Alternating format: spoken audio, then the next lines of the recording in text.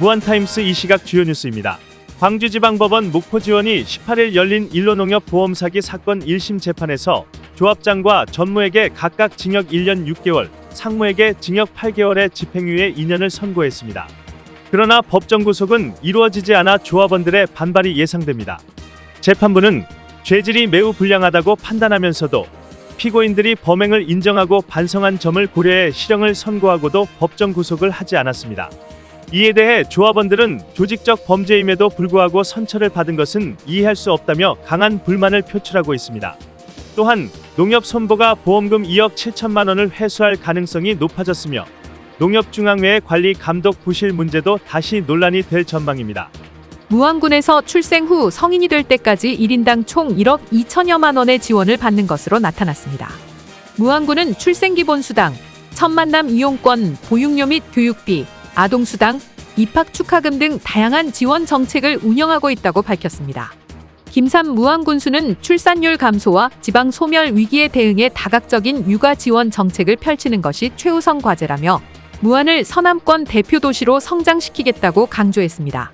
전라남도가 의료진과 함께 제주항공 여객기 참사로 깊은 슬픔에 빠진 유가족들을 위해 의료상담, 복약지도, 심리상담, 한방치료 등 포괄적 의료 지원을 펼쳤습니다. 전남도와 무안군 보건소를 중심으로 전남이사회, 한의사회, 약사회가 협력해 50일 동안 1,522명의 의료진과 지원 인력이 참여했으며 8,465명에게 의료 서비스를 제공했습니다. 응급환자 24명은 신속하게 병원으로 이송됐으며 심리 상담만 3,469건이 진행되는 등 정신적 회복을 위한 지원도 이뤄졌습니다. 특히 서울시와 전남약사회, 대한한약사회 등에서도 의약품과 의료비를 지원하며 전국적인 온정이 모였습니다. 의료 지원은 지난 15일 종료됐지만 전남도는 유가족들의 일상 복귀를 돕기 위해 심리지원 및 맞춤형 프로그램을 지속 운영할 계획입니다. 강기정 광주시장이 무안공항 폐쇄로 인한 지역 관광업계의 피해를 이유로 광주공항 국제선 임시 운항을 정부에 공식 요청하겠다고 밝혔습니다. 강 시장은 무안공항 재개항 로드맵을 전제로 정부가 서남권 관문공항 조성 계획을 제시해야 한다고 주장했습니다. 하지만 전남도와 국토부, 문화체육관광부 등은 무안공항이 빠르면 8월 재개항할 수 있으며 광주공항의 국제선 운항을 위해선 안전시설 개선과 검역 시스템 구축 등 최소 6개월 이상이 소요된다며 회의적인 반응을 보였습니다. 국토부는 현재로선 안전이 최우선이라는 입장이며 유인촌 문체부 장관도 무안공항 조기 정상화가 더 중요하다며 부정적인 반응을 나타냈습니다. 광주공항 임시 운항 종료 시점을 두고도 갈등이 예상되며 지역 간 공항 운영을 둘러싼 논란이 지속될 전망입니다.